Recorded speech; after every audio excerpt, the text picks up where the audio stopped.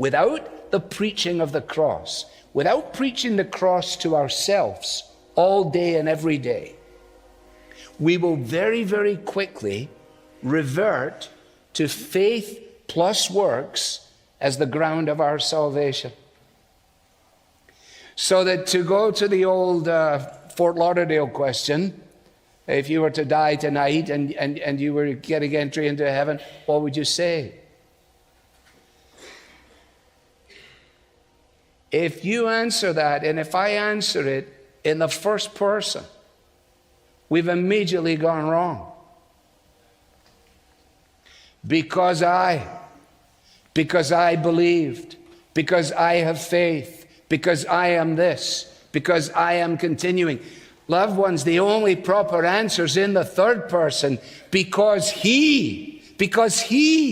Think about the thief on the cross. And what an immense, I can't wait to find that fellow one day to ask him, how did that shake out for you? Because you were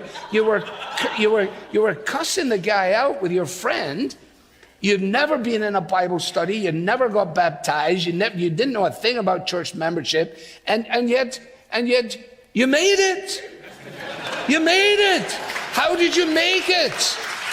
That's what the angel must have said, like, what are you doing here? Well, I don't know. What do you mean you don't know? Well, because I don't know. Well,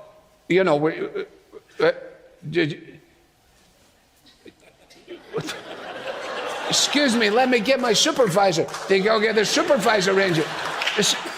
So, just a few questions for you. First of all, are you clear on the doctrine of justification by faith?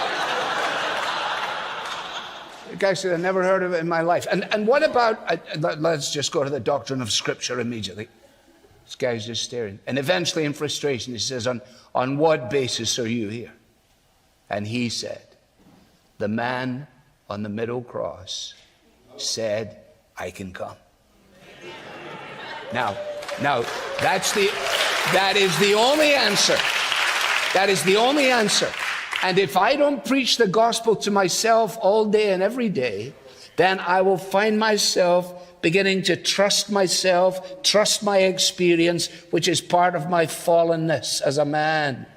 If I take my eyes off the cross, I can then give only lip service to its efficacy, while at the same time living as if my salvation depends upon me. And as soon as you go there, it will lead you either to abject despair or a horrible kind of arrogance.